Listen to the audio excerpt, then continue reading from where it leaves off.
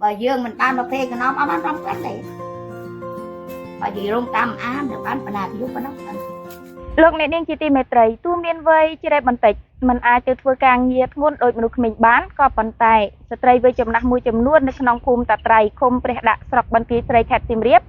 បានចាប់របរក្រងស្បូវដើម្បីរកប្រាក់ចំណូលផ្គត់ផ្គង់ជីវភាពប្រចាំថ្ងៃហើយនេះគឺជាប្រភពចំណូលដ៏សំខាន់ព្រោះពួកគាត់មិនអាចទៅស្វែងរកការងារអ្វីផ្សេងបានតោះយើងទៅជួបពួកគាត់ទាំងអស់គ្នា năm mun ta lên nốt và năm đi ta ăn lên cơ tê chứ rồi bị cuồng ăn lên cơ tê người lên nốt ấy ban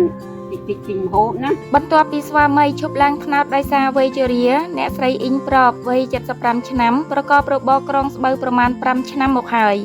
ដើម្បីបានចំណូលទ្រទ្រង់ជីវភាពផ្សំជាមួយការធ្វើស្រែតិចតួចដើម្បីបានវត្ថុធាតុដើមស្វាមីរបស់អ្នកស្រីត្រូវចំណាយពេល1ទៅ2សប្តាហ៍ស្នាក់នៅក្នុងព្រៃជ្រៅដើម្បីច្រូតស្បូវមកក្រងលក់ដោយត្រូវដកប្រាក់ 3000 រៀលក្នុងមួយបាច់សម្រាប់ចំណាយថ្លៃឈ្នួលគោយន្តដឹកចេញពីព្រៃទោះយ៉ាងណាក្នុងមួយថ្ងៃអ្នកស្រីអាចក្រងបាន3កណ្ដបប៉ុណ្ណោះគឺឆ្លៀតក្រងនៅពេលយប់ដែលស្បូវមួយបាច់ក្រងបាន13កណ្ដបចំណែកឯតម្លៃលក់វិញគឺចន្លោះពី 80000 ទៅ 120,000 រៀលក្នុង100កណ្ដបប៉ុន្តែជាញឹកញាប់អ្នកស្រីតែងទទួលបានតម្លៃទាបជាងទីផ្សារដោយសារបង្ខំចិត្តបើកប្រាក់មុនពីឈ្មួញកណ្ដាលដើម្បីដោះស្រាយជីវភាព để chỉ lựa tranh của dương ở dương cũng bay mơn pram pườn mà không mà rồi nó mà rồi cái đóm nó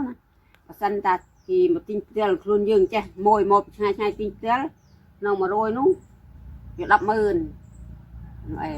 hai đừng pin nằm mơn hai đừng đập mùi mơn អូមិនក៏តម្លៃខុសគ្នាអញ្ចឹង đinh ra trong nó xanh chị tinh hai đừng dương cắt khay của dương cắt khay một bao bị có thì cắt khay đập pi mơnวันnày xông tôi nó trên tập mùi mơn thằng nhái anh em bạn đợi đọa thế môi chìm tinh tần đi từ ក្នុងវ័យ70ឆ្នាំលេងមានកម្លាំងធ្វើស្រែអ្នកស្រីសុនសឿមបានចាប់របរស៊ីឈ្នួលក្រងស្បូវប្រមាណ5ឆ្នាំមកហើយក្នុងមួយថ្ងៃអ្នកស្រីអាចក្រងបាន20កណ្ដបហើយក្នុង100កណ្ដបបានតម្លៃ 2500 រៀលអ្នកស្រីយកប្រាក់កម្រៃនោះទៅផ្គត់ផ្គង់ចៅស្រីកំព្រាឲ្យបានរៀនសូត្រខួបប្រាំងខួបវស្សាអ្នកភូមិតែងដឹកស្បូវមកឲ្យអ្នកស្រីក្រងលក់ដល់ផ្ទះជាប្រចាំមានរាងកាយទ្រុឌទ្រោមទៅហើយតែអ្នកស្រីសឿមថាឲ្យតែមានកម្លាំងគាត់នៅតែទីពឹងខ្លួនឯងដើម្បីរកប្រាក់ mà ngày che ban học phê của nó về dương rô bán mà ngày trăm pườn và dương mình ban học phê của nó bán trăm pườn đấy bởi vì rong tam án được bán phần nào thì giúp nó trẻ tiền ấp miếng ca nghe ôi rồi dương trả hơi rồi chui pre na chào bác đây mà nữa trẻ ôi con nữa biết rồi nè rồi lớp năm rồi chưa thành tình cái trẻ đã bán chưa ôi mình nữa trẻ cùng quen cái nó đâu đó tôi quen cái nó tôi con lúc kia rồi nè nước con rồi đôi bộ bò đi đào tây tây chắc chắc này តាំងពីសម័យបែកប៉ុលពតមកម្លេះអ្នកស្រីនាមរីអាយុ62ឆ្នាំបានប្រកបរបរក្រងស្បូវលក់ដោយរួមផ្សំជាមួយការធ្វើស្រែដើម្បីយឹតយងជីវភាពឲ្យតែទំនេរពីការធ្វើស្រែអ្នកស្រីបានធ្វើដំណើរពីខេត្តសៀមរាបឆ្ពោះទៅខេត្តឧត្តរមានជ័យជាមួយអ្នកភូមិផ្សេងទៀតចូលទៅក្នុងព្រៃជ្រៅជ្រៅរយៈពេល2កន្លះខែទៅ1ខែដើម្បីច្រូតស្បូវឲ្យបាន100ដៃអាចក្រងបានប្រមាណ 1000 កណ្ដប ទោះត្រូវចំណាយប្រាក់ថ្លៃដឹកស្បូវចេញប្រមាណ 200,000 រៀលក្តី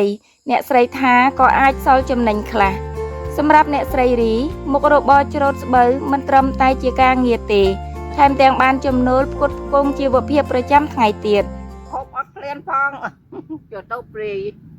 យូរណាស់ដេព្រីណាចង់តង់ចង់អុយដេណាពីចំមិនផកទៅម្នេះអែតែក្រៀមក្រោះណា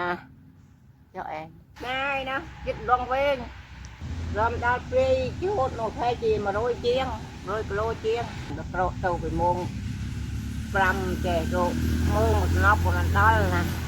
น้ำเตี้ยหรือน้ำไม่สบายหัวจิโร่นะ ទីផ្សារងាយស្រួលគុណភាពជាប់បានដល់ទៅជាង10ឆ្នាំតែព្រៃធម្មជាតិលែងអំណោយផលវត្ថុធាតុដើមទាំងស្បូវដើមបបោសនិងដើមព្រាលកំពុងប្រឈមនឹងការបាត់បង់ដោយសារអ្នកភូមិដុតឆ្ការព្រៃធ្វើចំការទោះយ៉ាងណាឲ្យតែនៅមានសរសៃស្បូវនិងមានកម្លាំង